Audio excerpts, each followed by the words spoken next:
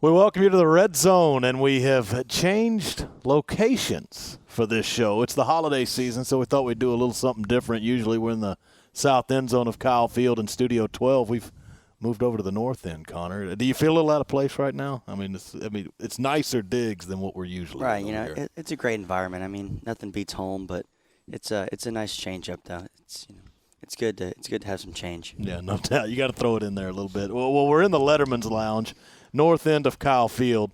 Kind of fitting because this is where former players convene before a lot of football games. They kind of reminisce about their time at Texas A&M. You know, I hate to say it, but you got Trevor Knight here, you got Jake Hubenak, and yourself. You two are about to be former players. You've only got one game left, and you guys got a taste of this room last week before your banquet. I believe that's the case. Yeah, we did. They brought us in there and just kind of showed us around and told us this is our home after we play this bowl game, which it's surreal. It's. I mean, you don't really prepare for that over a 5-year span, and then it just comes to an end just like that. But this is a nice little place so we can come before games and things like that, so it'll be a cool deal. Mm-hmm. I heard McQueen's getting an office up here. It's in the works. That's what we can't put anything in. The McQueen room? Yeah. There's going to be a whole – We'll see. Nice little office. God. It is a little weird to think about. It's coming up in a couple weeks. What we're going through right now is going to be the good old days.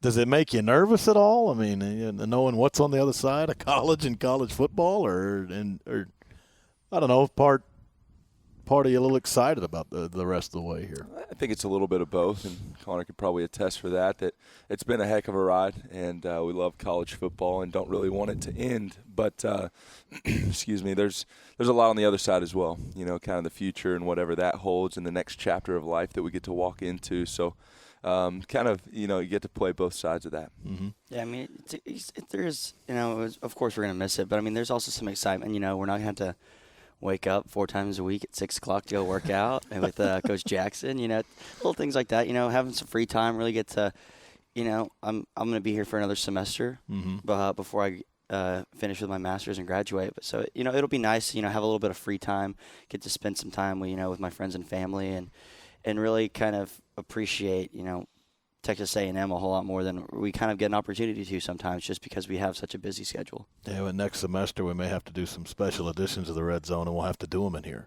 because you're a former player. Right. Yeah. I will not. You're not allowed to be over there. You're not allowed. No longer Studio 12 is for current players only. Right. I'm sorry, but you'll have to do it down here. But Jake, I don't know how you look at it. I mean, you look at these guys like y'all are really old, or do you really or you think your time's coming too? What's weird about it is like now we start talking about it, I can remember like back in the spring when we would do like an off-season workout, and they were like, "Oh, this is the last time I'm going to be doing this," or like, "This is the last spring practice we have," and that feels like yesterday. Like I still remember having that conversation in the weight room, like this is our last like whatever kind of workout, and then now we're sitting here. It's December, and we're almost to our last game, and these guys are about to be gone. And I mean, it's crazy how fast it goes by.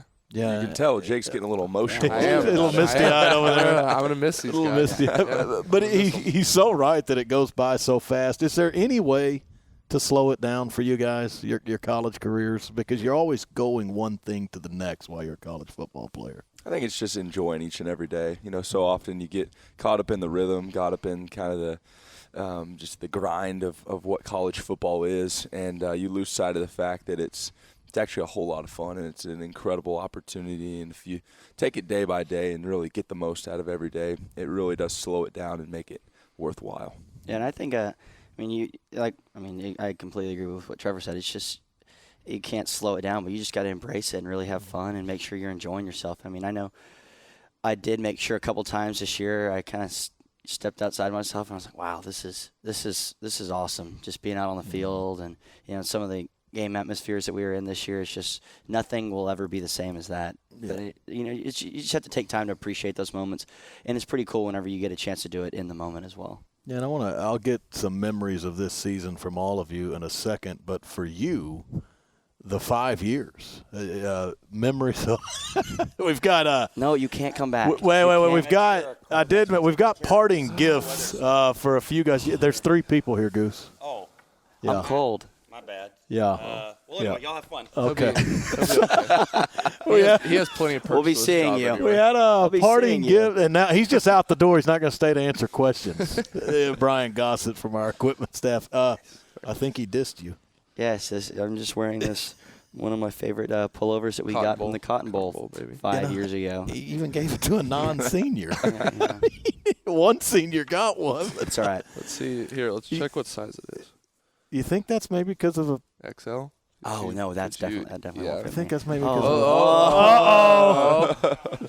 What is this? Look what the – oh, wow, what a Oh, guy. you knew he couldn't Yeah, have forget man. him. He's a senior, Yeah, man. Look what the goose dragged in.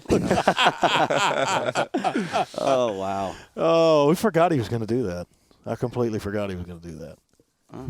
I thought he was going to diss you, but hey, at least he came now back with some, hey, so it's some parting It's a pleasant gifts. surprise. Yeah, it's the holiday season. Some parting gifts before the last game of the year. So Goose coming through with the nice swag for you. Oh, Good. yeah. I'm glad I woke up this morning.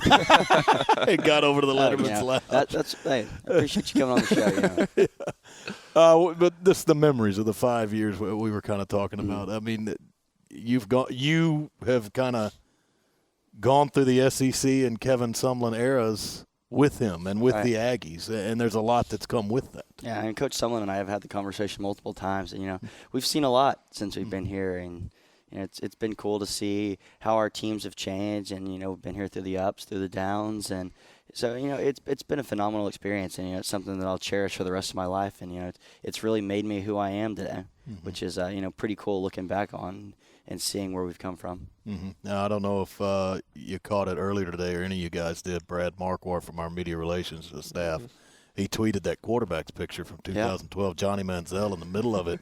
Did you guys get to see the mop all the way to the left of it? It's a little different hairdo on this guy in 2012. and the tiptoes by Here we go. number Here we go. Yes, I do have a problem with So y'all saw the picture. Saw the picture. Yeah. Looking Great- good back great in the picture. day, Yeah, I man. appreciate it, Very young. That's- Very That young. was the Solid- style back then. Had though, some the solid long flow. hair. I'll be Oh, yeah. honest, you look older now. Fresh out of high school, you just got to you got to get the flow, and Let you it- just toss the bangs to the side. Let it flail. I mean, Jake had a solid, Mine was worse. a It solid was head of hair really when he bad. was a blend. Oh, Still it had blended. it. Oh, yeah. Really, really bad. That Buccaneer cut? Yeah. Finally got rid of it that Yeah. year. There you go. There you Grew go. up a little bit. Everybody is at this point. Right. I mentioned, I want to get a few memories of you guys from the regular season before you play this last bowl game.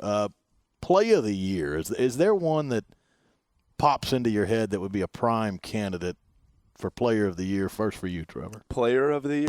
Play of the year.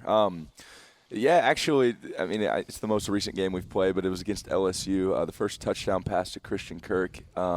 We never would have known it, neither him or I, if somebody didn't tell us. But he ran the wrong route, and I threw the wrong route, and it worked out. And we had a similar route combination. You had us all fooled before you That's what I'm divulged. saying. That's what I'm saying. And we never would have known. And then I believe it was one of you guys came up to both of us on the sideline and said, "Hey, you ran the wrong route." And we thought about it. We were like, "Oh yeah, he sure did." But it obviously It's a heck worked of a out. concept so, still, no It doubt. looked good. As long It as looked we're- great. It looked good. It Nobody in the looked great. stands is going to know That's that. what we say. Well, they do I mean, now. As Well, as they long do as we're on now, the same but page. they As would long as never we're on know the same that. page. Yeah, if both guys are doing it wrong, it creates a Yeah, right. that's right. At least you're on the same page, Right. both getting it wrong. That's right. Scored a touchdown against the Tigers. You got a play of the year from 2016 Oh, so far? that's probably the second hold of the. And I'm kidding. An extra point. There were some big field goals this year. Yeah, Kicked a lot yeah. against Auburn. We The did. big one in overtime against We did. Tennessee. That was a very big one. Yeah. Overtime against Tennessee. Probably, I think I got most excited for his long touchdown run against Tennessee in the fourth quarter. I lost it on that one. Yeah. Also, probably selfishly, when I got to run the ball for 9 yards, that was That was a good one. That was Great pretty play. cool. That was a good one. Great I like that one too.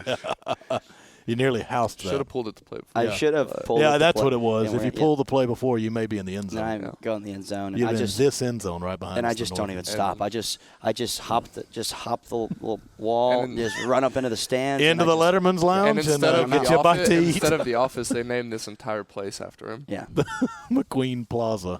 Exactly. but I Or handed. no, just this place can be renamed the Red Zone. Yeah. And soon enough. But instead, I handed it off. So That's all right. It was a no-yard game. That's all We right. gained up Unselfish. Unselfish play counts too. I wanted Kendall Bussey to get a carry. So that's a good guy. Being a good teammate. There you go. What about you, Jake? Play of the year? I'm going to say probably an obvious one, but Armani's pick against Tennessee. Mm-hmm. It's always quite the experience when you get to, rush the field and, see the expression on the fans' face. And that entire game was just the most, I think, up and down game I've ever experienced in my life, and the longest game I've also ever experienced in my life. I mean, I can only imagine how Trevor felt, but on the sidelines, my shoulders were getting a little weighed down by my pads over there. But, we had rush in the field. Coach Price is rolling on the ground after the game. I don't know what happened there, but he's rolling on the ground, and it was quite the experience on that one. Yeah, and that's why I didn't ask game of the year, because I think that was almost so obvious. I mean, to play football, one, it's a rugged matchup against a team like Tennessee, but to play football for 4 hours and 43 minutes, just to be dialed in that long, I mean, that has to be one of the most emotional afternoons you guys have ever spent on the gridiron. Yeah, and it's not like the back half of that game you could ease up at all. I mean, that's double overtime game, really getting in the trenches there at the end and trying to find that emotion 4 hours later. And, that was a cool one to look back on, because you just see the way the guys came together and really fought through that exhaustion, fought through that adversity, and just got a win there. Mm-hmm. Yeah, I saw something on Twitter a couple weeks ago that said, I think it was the Tennessee game, that Coach Sumlin paced the sidelines and walked it was, I think, 7 miles. I think he said 8.1 miles. Yeah, That's how far he walked. On the sideline during the Tennessee game. That's when those Fitbits come in handy. Yeah, exactly. Maybe because they put a GPS tracker on a lot of the guys' pads, track their, their, like we say, their mileage and their speed and everything. So I'm sure maybe Coach Sumlin's just got one tucked in his back pocket or something. It works well. And when I asked for play of the year, I wanted to throw this moment out at you guys too, because it's a combination of plays. And for me, when I look back on the season, it was one of the most emotional points, both positive, but to go from one play to the other in a very good game against Arkansas in Dallas. Armani Watts makes a 4th down goal line stop. Yeah. And that's what Arkansas is known for. When Arkansas gets 1st and goal, they're scoring. I mean, they pound it in on everybody. So the defense goes out and stops them on 4 plays, and Armani Watts kind of ignites everybody with that tackle for loss to stuff them. Mm-hmm. Moments later is the 90-plus yard touchdown pass to Josh Reynolds. And I looked at that as just one of the most emotional highs of the year. I wanted to get you guys' take on that, because I thought that was quite the scene to see that day in Arlington against Arkansas. Yeah, that one was that was a big time momentum change, especially because it was a dogfight in the first half, and I think we kind of you say you kind of bust open the floodgates with that one. You kind of took the wind out of their sails, where they drove all the way down the field and thinking they're going to run some time off the clock, do what they do, control time of possession, and then score a touchdown and then kick it back to us. But we got the goal line stand, and then we flip right around and just throw it deep, which always got to enjoy throwing it deep, backed up in your end zone. That's you say. I mean, it is a really good time to throw deep, because a lot of the defenses are going to be sucked up into the run, trying to get a safety or whatever. So if you get the ball out quick, you have man coverage on the outside, and then usually win that battle with Josh Reynolds. So that was a big time play for us. Yeah, I was going to say, he's not a bad guy to throw deep to. No, not at all. Not at all. The San Antonio connection there. That's right. But, it's the holiday season, so we're kind of reminiscent about some plays and stuff this year. But I want to go back even further, because around this time of year, the Texas High School State Championships are going on. And there's an array of games in that same venue up at AT&T Stadium in Arlington right now. I mean, they are – I think it's 12 games in 4 days is the way we decide it now in the state of Texas. You guys go back a little further than your college days. High school memories for you, because it is so big in this state when you play it under the Friday night lights, as they call it.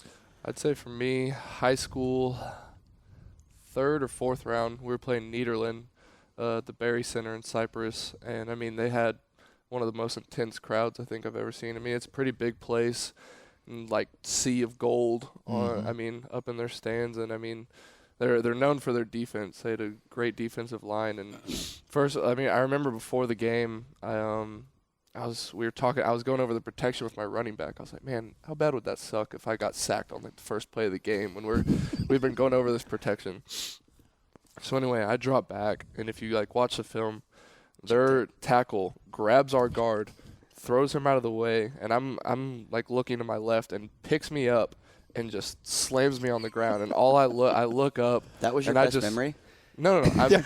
I'm moving on from that. High school career you have, Jake. Hey, we went to the state championship. I Right? know. But anyway, I Watching look high up school. and I just see. I mean, their fans are just going nuts, and I'm like, this is going to be one of those days. Like, this is going to be a dogfight. And I don't think we scored the entire first quarter, and then ended up one of my best friends got a pick six like to start the second quarter. We ended up winning like 41-0, something like that. And by the end of the game, like half their stands are gone, and so Nice. that was a pretty good feeling Turned it around from the quick. start of how that game was. Just thinking, this is not going to go well to the end. It was a pretty good one. Very nice. What about you with the Panthers? I'll say it was my first start at quarterback because I started my senior season playing wide receiver. My best friend who played safety at Notre Dame, he was starting at quarterback, and he got a concussion the week before. So I went in, and there was some uncertainty whether I was going to play or he was going to play, and we were playing against Klein Collins, who was our one of our big-time district rivals. And in my tenure at Klein Oak, nobody had ever beaten Klein Collins. And so, I played well, threw for 300 yards, and they ended up driving down the field and tying it to go into overtime. And we fought back and forth, ended up in triple overtime. And I had we intercepted. They had the ball first in triple overtime. We got an interception, and then I got to run in the triple overtime game-winning touchdown, sprint around in the back of the end zone with the ball over my head. Oh, so, was there a spike there? Was there a spike? There wasn't a spike. I just ran. I had the opportunity to have and just that was before Gronk spiking was cool. I gotcha. Yeah. See, that was hard for me because we beat everyone by like 30, 40. So we Yeah. didn't have very many. It was just. I I couldn't really pick a close game. We played in a beat very, everyone. very tough district. Yeah. Back in 2012 or 2011 is the toughest district in 5A football. wow. I'll guarantee that. We had state champion Decaney in there, who Klein Oak also beat. Did they have Trey Williams? They at the did time? have Trey Williams. Yeah. We were their only defeat of the year. We kind of dismantled them 36-7. Yeah. See, I like how. So. We all need to watch. Yeah, we come rocked back in in high here school, and bro. put high school tapes on the monitor and just check them out one day. But Reagan Rattlers, memories there. This one I like sharing a lot because one of my roommates is Boone Niederhofer, and he went to Churchill High School, which was our big rival. And I think in my 3 years of starting on varsity, I think I scored 10 touchdowns on the ground against these guys. And one specific year, our senior year, I ran the ball 8 times, never touched the ground. I ran out of bounds 3 times, and the other 5 were touchdowns, and I ran for like 185 yards. It was just embarrassing. On Boone and Churchill. On Boone and the boys. It's all over. I'm guessing he's heard about that this Shout out year. He hears about that pretty frequently. Yeah. Shout out to Boone. Had ACL surgery today. Sure did. Oh, he did. It was Yeah, today. well, we're praying for him, so. Yeah. Yep. Well, all the best to Boone then. But one more game to go, like we said. Bowl games, you hear so often when it all starts, when the bowl season technically starts tomorrow, Saturday. You hear all about a question of motivation for teams. You have so many bowl teams now. It's like who's motivated, who's not. Within a locker room, does the motivation, and I'll start with you, Jake, because these guys are seniors, does the motivation kind of begin and end with you want to play for those seniors and hope to send them out with a victory in their final game? Yeah, definitely. I think that's one of the, most driving factors. I bet it's weird for them now because they are those seniors that they've played for the past 4 years going into this game. And, that's definitely a way I approached it last year going into the bowl game. I looked into our seniors' eyes, and I could tell that's potentially some of those guys' last football game ever.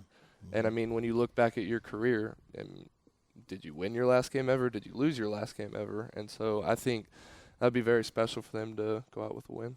Now, for you guys, it's different because it is the last one. And I hate to keep almost, putting a wound in there, but are you getting the feeling like, here 2 weeks from now, that's it, that the college career is over? Yeah, I think Jake kind of hit it on the head. You want to go out the right way. You know, even early on in your career, you want to win your bowl game because it propels you into the offseason and into things like that. But you definitely want to win your last college football game because then it propels you into your next chapter of life. And like you said, you remember that one. And, I know the seniors will not have a problem getting motivated for this one. And I'm excited to go down and play another Big 12 game, a team that I've played a lot before, and just have one more game with these group of brothers. I think we've had such a special year, and it's been a special year for me. Absolutely it has, and, I'm just excited for it. Yeah.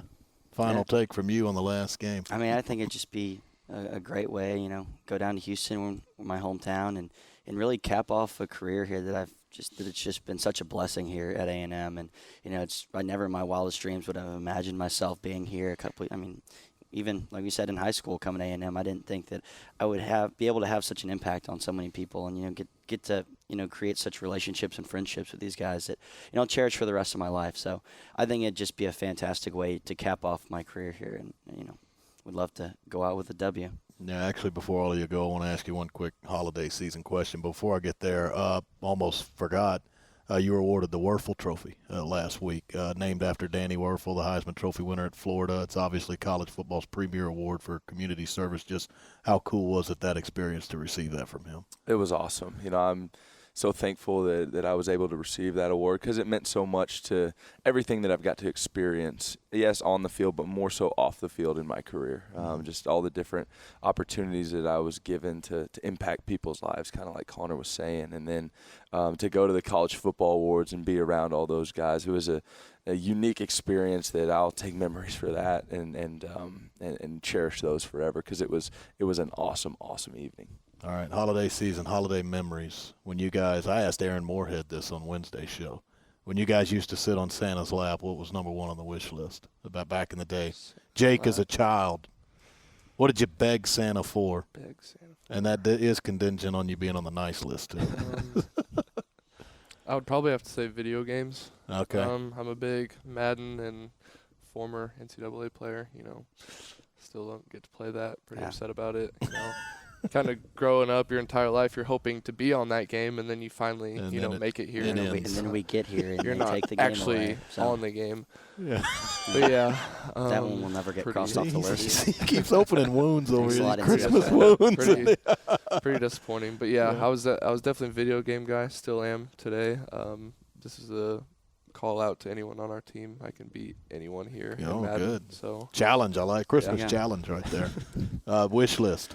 I vividly remember wanting a trampoline in the worst way. And I got that trampoline, and that provided hours and hours and hours of enjoyment for a majority of my childhood. Did you ever play trampoline? You played trampoline basketball? Yeah. Always played trampoline basketball. Only play trampoline basketball. Absolutely. I bet your parents appreciated that trampoline. Occupied you for a little while. My dad hated it. Oh, I figured he'd like it. Hated Trevor's occupied. He's fine in the backyard for a while. We were reckless on that thing. Dangerous they can be. They can be. That's true. Oh, yeah. Wish list for Santa. Young Connor, a young kid there. I was always running around. I never played video games until middle school or anything. Is that a shot at Jake? Because he Jake just sat there and played video games. Played video games his whole life. Never got to play outside. Got me here. Okay. Yeah, get out and exercise, Jake. I think I always wanted a basketball hoop. Okay. And then we got one. We got an old used basketball hoop one year, and then a car, and we put it in front of our house, and then a car hit it. So opening wound. It broke. So it had to wait. Joyous time Christmas is, guys, and now you got. I had to wait. The video games were great. I didn't get hurt. Nothing got hurt there. It didn't get broke. But yeah, and then we moved houses. Those basketball hoops are supposed to stay in your driveway, not out in the street. Well, we had a real steep driveway, so it's like right in front of the house. So I'd dribble around the cul-de-sac and practice my left-handed layups. That's good. Little stuff like that, little dribbling drills that I put myself through. Yeah, if you're having a cul-de-sac, you can get the other kids in the neighborhood do some Arkansas rebounding. Yeah. Everybody get some pregame drills and figure eights going. But guys, I appreciate the time. Like we said, this is your room soon enough. Jake, you got a little time before this is your room. You're not. But you're welcome in Studio 12 in the south end zone. And once Perfect. these guys exit, they can't step in there anymore. But appreciate the time. Merry Christmas to all of you. And we'll see you down in Houston. All the best in the bowl game against Kansas State. Thanks, Will.